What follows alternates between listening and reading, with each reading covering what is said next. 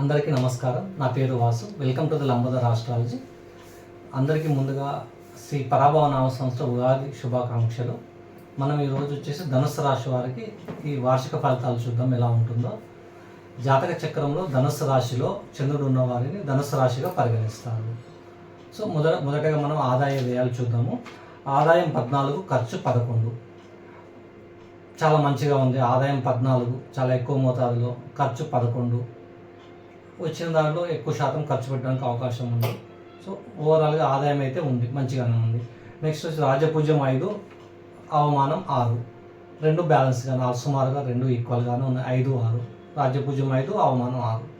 Next మనం కందాయ ఫలితాల్లోకి వెళ్దాం. కందాయ ఫలితాలలో కందాయం అంటే 4 మాసంగా పరిగణిస్తుంది. 4 మాసంలో కందాయం అంటే 4 మాసం. మీనింగ్ ఏంటంటే కందాయ ఫలితాలు మనం ఎందుకు చూస్తామంటే జాతకుడికి ఈ సంవత్సరం ఆరోగ్య పరిస్థితి ఎలా ఉంది, ఫైనాన్షియల్ స్టేటస్ ఏమైనా ఇంప్రూవ్మెంట్ ఉంటుందా లేదా అనే దానికి కందాయ ఫలితాలు చూస్తాం.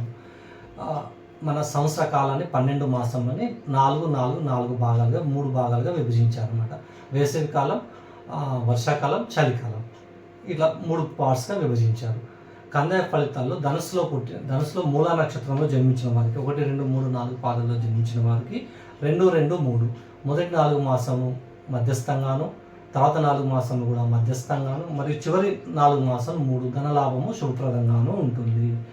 పూర్వాషాఢ నక్షత్రంలో జన్మించిన వారికి 5, 0, 1 మొదటి 4 మాసంలో ధనలాభము శుభప్రదము, మధ్యలో ఉన్న 4 మాసంలో 0 మానసిక ప్రశాంతత లోపించడం, మానసిక ఒత్తిడికి లోనవడం, చివరి 4 మాసములు 1 అంటే ధనలాభం శుభప్రదంగాను ఉంటుంది.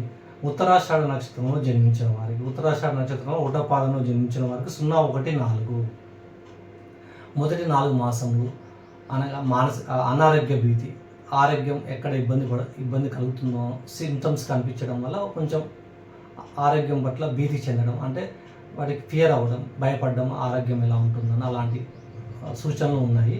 నెక్స్ట్ వచ్చేసి తర్వాత 4 మాసం 1 ధనలాభము శుభప్రదము, చివరి 4 మాసములు 4 అంటే సరి సంఖ్య, మధ్యస్థంగాను మిశ్రమ ఫలితాలు ఉంటాయి.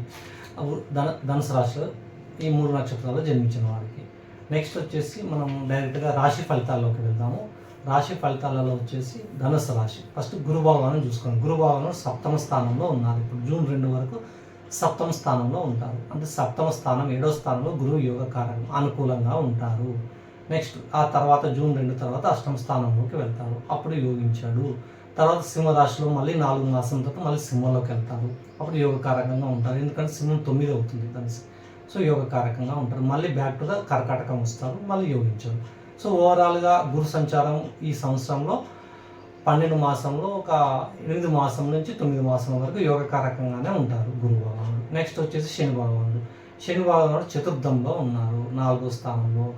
ధనుసు రాశిలో జన్మించిన వారికి వాహనాల పరంగా, డ్రైవింగ్ చేసేటప్పుడు, హౌసెస్ పరంగా తీసుకున్నప్పుడు, బై చేసినప్పుడు, కొన్నప్పుడు కొంచెం డాక్యుమెంట్ వెరిఫికేషన్ ప్రాపర్గా చేసుకోవడం మంచిది. వాహనాలు డ్రైవింగ్ చేసేటప్పుడు నిదానంగా డ్రైవ్ చేయడం, అలాంటిది మంచి. వెహికల్ ఏమైనా ట్రబుల్స్ ఇచ్చినప్పుడు వెంటనే రిపేర్ చేయించుకోవడం మంచిది. లాంగ్ ట్రావెల్స్ సడన్గా దెబ్బ కొడుతుంది, మనకి ఇబ్బంది పెడుతుంది కాబట్టి.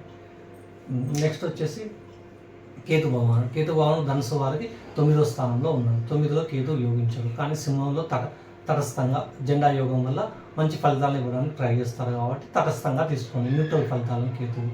రాహు వచ్చేసి 3వ స్థానం కుంభంలో ఉన్నారు. రాహు 3వ స్థానం యోగకారకం, అనుకూల ఫలితాలను ఇస్తారు వీరికి.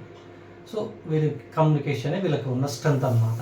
ఈ సంవత్సరం మొత్తం వీరు కమ్యూనికేషన్తో మ్యూజిషియన్ లాగా వీళ్ళు ఏదైనా సాధించగలుగుతారు. వీళ్ళకు ఉన్న యోగించే గ్రహాలు మొత్తం మీద గురు భగవానుడు మరియు రాహు ఇద్దరు యోగిస్తున్నారు. శని భగవానుడు యోగకారకంగా లేరు, కేతు తటస్థంగా ఉన్నారు. సో వీళ్ళకి చెప్పాలంటే సుమారు కంటే మంచిగానే ఉంది, 2 గ్రహాలు యోగిస్తున్నాయి వీళ్ళకి. సో యావరేజ్ కంటే జస్ట్ బిలో యావరేజ్ అని చెప్పవచ్చు సంవత్సరం వీరికి. సుమారుగా కంటే కొంచెం ఎక్కువగా. సో మంచి ఫలితాలను తీసుకోవచ్చు వీరికి. థ్యాంక్ యూ, నమస్కారం.